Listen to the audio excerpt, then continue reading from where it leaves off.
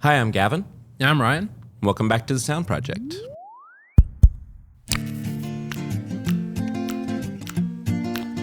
Today's a bit of a fun episode. Yeah. We kind of noticed that many of the artists that we work with have recently put out albums. Yep. Right? And so just wanted to kind of talk over each one of those albums and give some history about the project and talk about the album itself and just a little bit of fun because it's really amazing that we get to do projects for artists of this caliber, you know, and I'm always just feel really blessed that we get to do what we do, and especially when they put out new music. That many of these albums were done in studios that we've designed, most of them, and it's humbling, honestly. It's like I know that obviously we play a small part in it, but you know, it is the space that they're creating this music in, and it's just really fun when this happens. So we've got 5 albums here that we want to kind of showcase, and we're going to start it off with Tori Kelly. So this is her album Tori, which is all caps with a period at the end, because she means it. She mentioned that in a few interviews, is that it's like the most, you know, her that she feels like she's been. So hers is also worth like showing the back. Like the fonts on the back are amazing. Super fun. But she definitely kind of goes for that like Y2K vibe on a lot of her stuff, and we recently, if you follow our channel, you probably have seen the Tori Kelly studio tour that we did, and we'll link that down below in the description. But Tori's just one of the nicest human beings you'll ever meet. Her and her husband Andre are just so kind. In fact, like probably.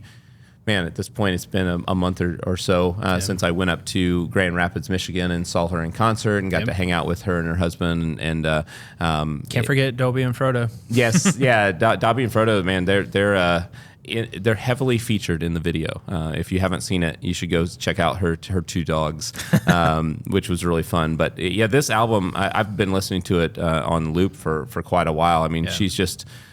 Obviously ultra talented. You know, it's something where it's a different style for her, this album. It is. Like it's great, but and then her guitarist is like one of my like idols. Like so Mateus Asado is like featured on several of the songs, and he's incredible. Really good.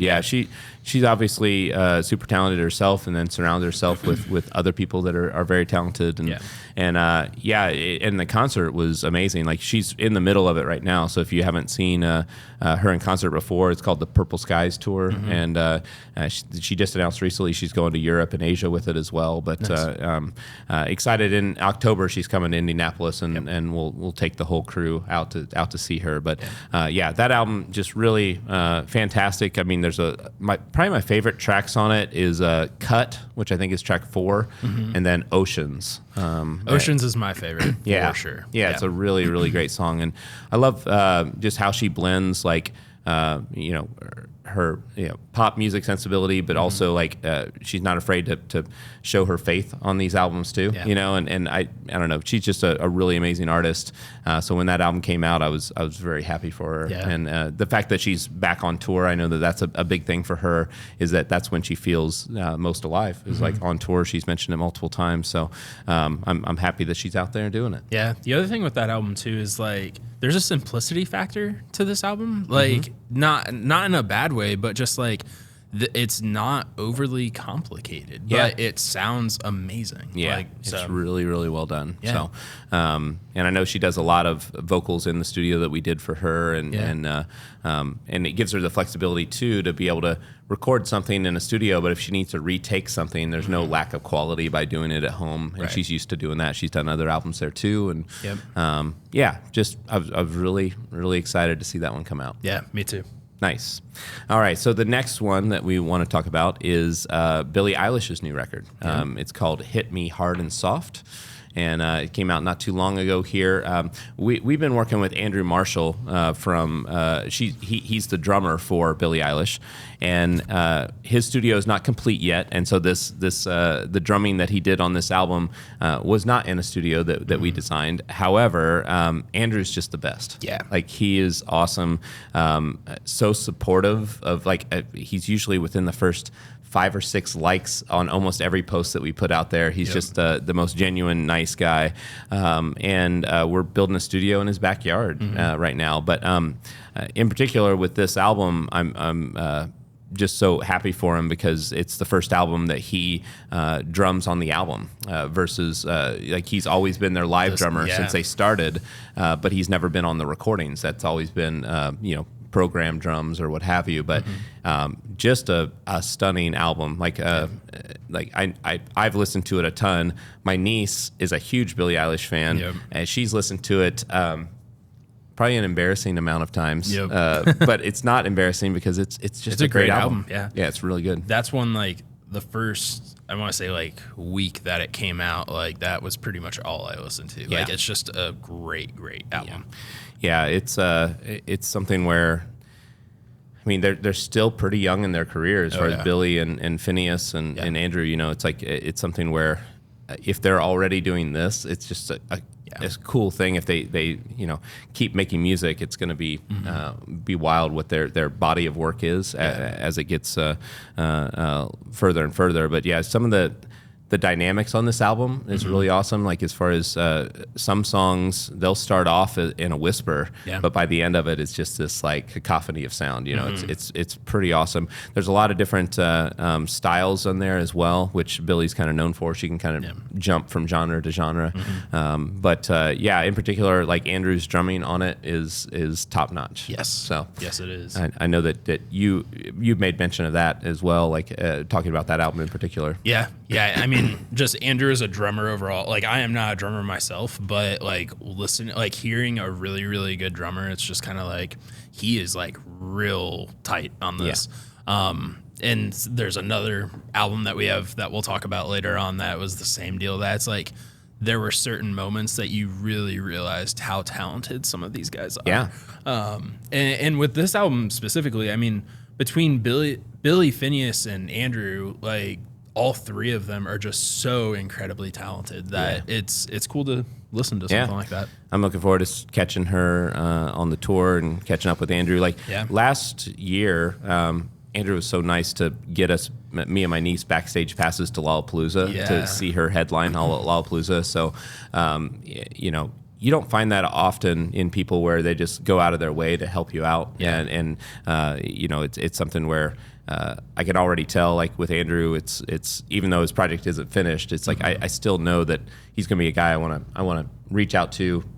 In the future for just to talk. So he's a good guy. He's one of those perfect examples where it's we make friends along the way as we are doing these projects, and Andrew's a perfect example of that. I mean, the first time that we met him back at NAMM, I mean, he's just such a down to earth dude. He had literally just gotten off tour, I think, and he came out and met us. And then I think he's the one too that when we had the first call with him that he basically we didn't have to talk about the process at all because he had seen so many of our YouTube channels or so many of our YouTube videos. Yeah, so that's wild to me. I do remember him when he called us first time. He's like, I've watched all your videos. I know I'm going with you. How's this work? Yeah. And that was actually a very nice moment because I'm horrible at selling myself. Yeah. And so if someone can figure out they want to work with us just from watching these videos, that puts me at ease because then I don't have to do it myself. But sure.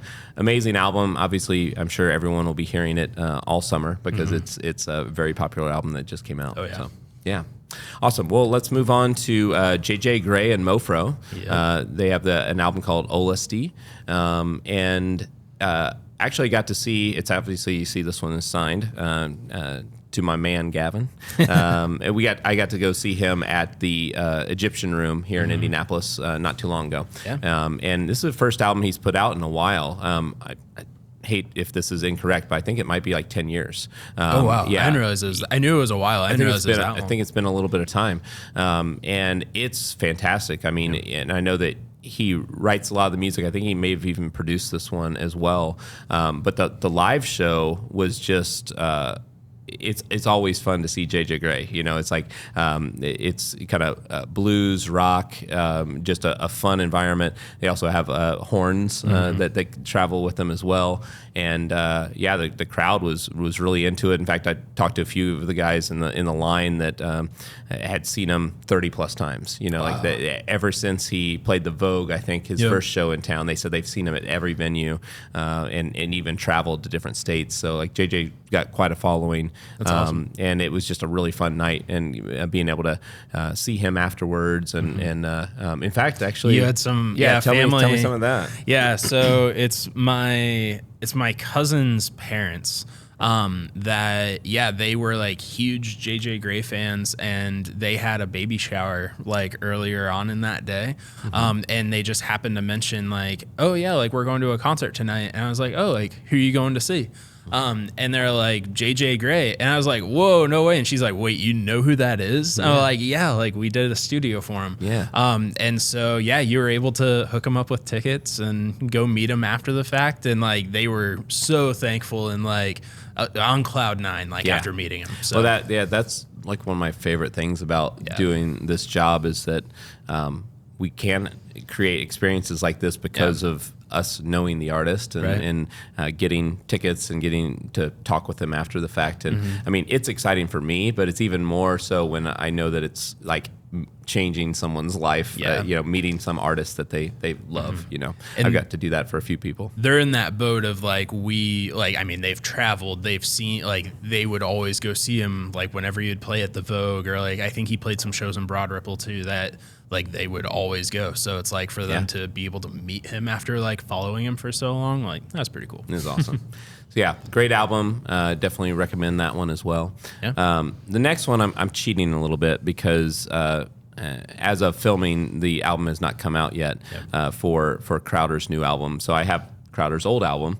With actually on the back, it's kind of cool. He's got a picture of him in the studio we designed for him, which is pretty awesome. This one's called Milk and Honey, but the new one's called The Exile, and it comes out literally tomorrow as of filming. But Crowder's just the best. Like he's just such a quality human being for one, but then just an amazing artist. Like his songwriting and instrumentation, and I just love everything about it. And he's been doing it for a minute too. Like the fact that we did Crowder Studio is so cool because like Crowder is one of those guys that I grew up listening to, like the David Crowder Band. And so now knowing that like, oh, we did a studio, like I've gotten to see him live, like it's really, really cool to kind of like come full circle like that. Yep. But I mean, Crowder's instrumentation has always been incredible. Oh yeah. And like I've listened to all the singles that have come out. Like I'm really excited to hear the full album. Yeah. And Crowder will always hold a special place in my heart because first concert ever for Grayson, my son, was a Crowder show. Crowder and Toby Mac and Tasha Layton as well was at Gamebridge Fieldhouse here in Indianapolis, and it was always fun experience to take your child to their first show. But this one was even cooler because it's like I actually had to explain to Grayson, like normally you just buy a ticket, you show up, you watch the show, then you get in your car and you drive home. Right. We got to hang out on the tour bus with Crowder.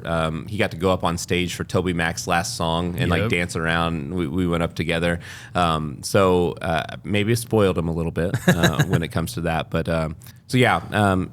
anytime that Crowder comes around, I'd like to see him. Fortunately, he's coming to Brown County here soon, and I'm going to be out of town. But definitely recommend anybody on this upcoming tour for The Exile. If the singles are any indication, it's another amazing record that excited. The vinyl has not gone on sale yet. Only you can get signed CDs on his website. Right. But as soon as the vinyl comes out, I will add it to the collection. Probably add it to the wall behind us as well. The other thing to add with Crowder too is like not only is he an incredible like musician and producer and all of that, but his live production is insane.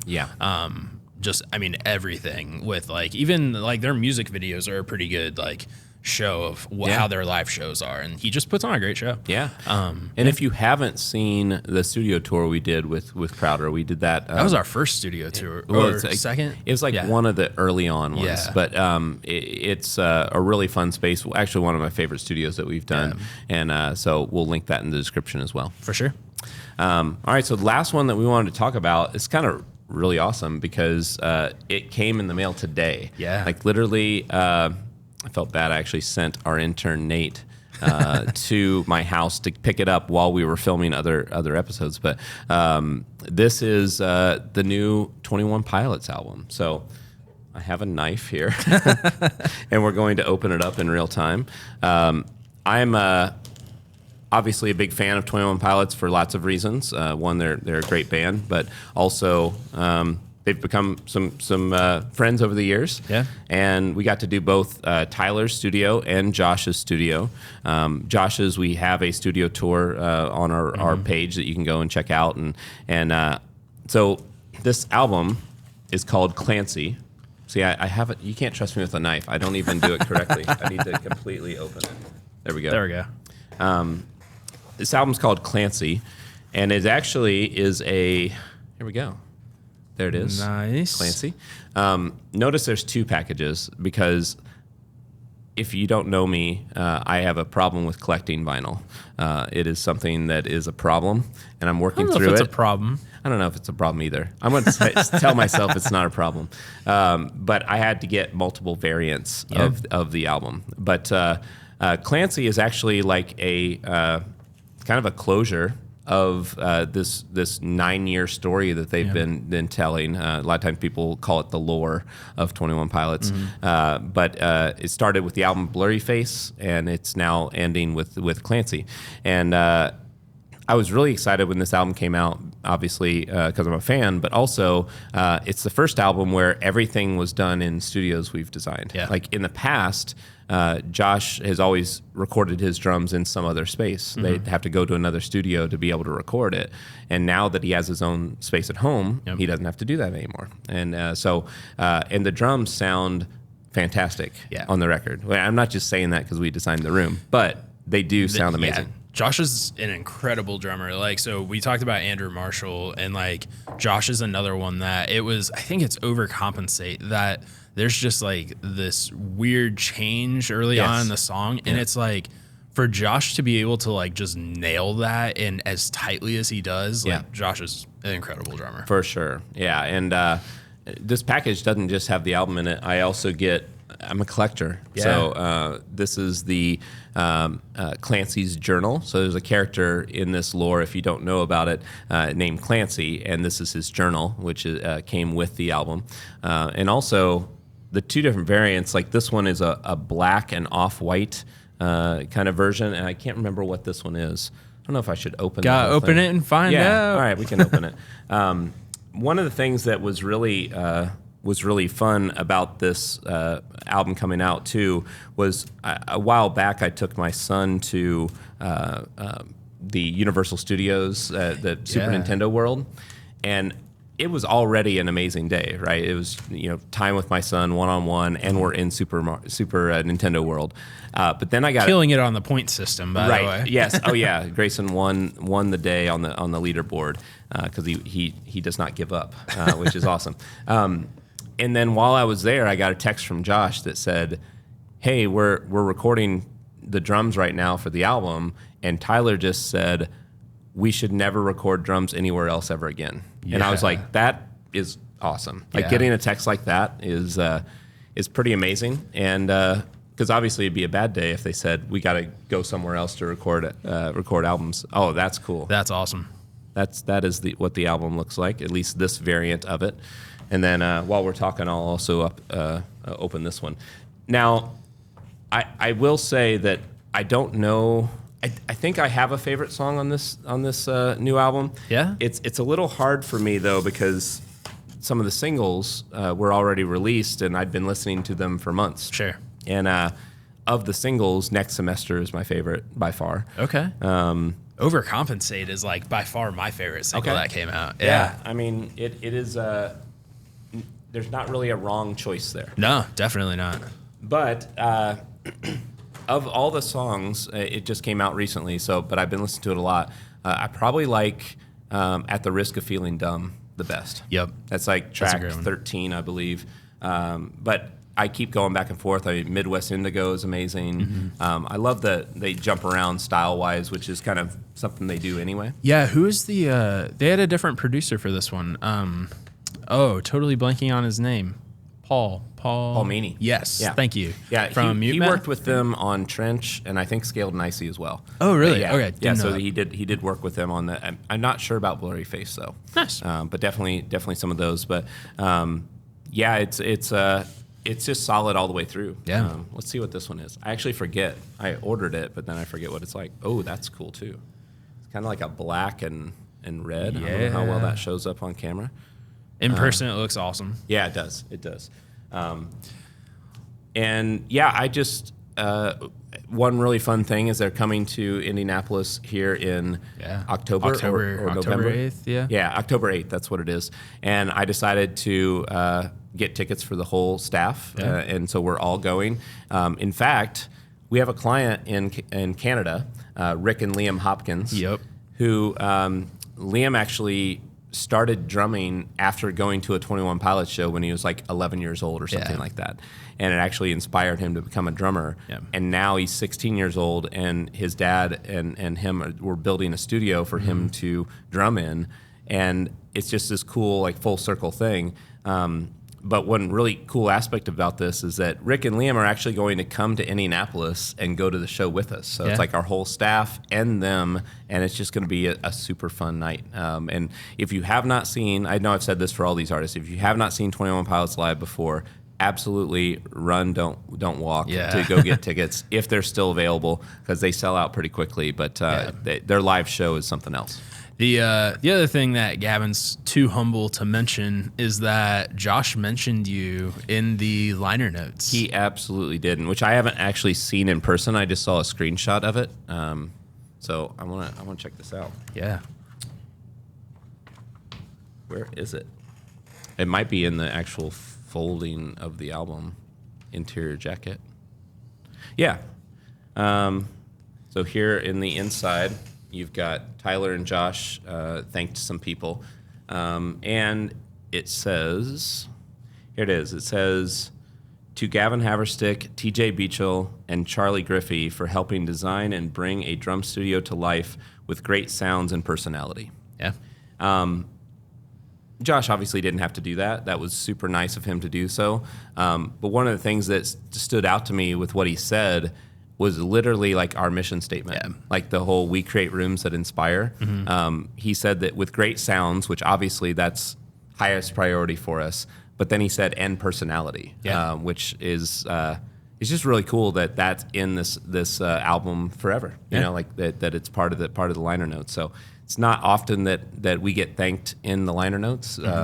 But I was really appreciative. I texted him right afterwards, and he was like, "Yeah, of course. Like, thanks for all you did for me." Yeah, you know? That's so cool. So it's really, really cool. Man, this is fun. It's really cool to kind of look at all these albums that we played a small part in, and this is only 6 months into the year. Like, right. I mean, there's still, you know, we might have a part 2 of it. Yeah, so, hopefully later. Yeah. So thank you for being part of the S.O.U.N.D project. If one of these albums is your favorite, comment below and let us know. We'd love to hear your opinion, and we'll see you next week.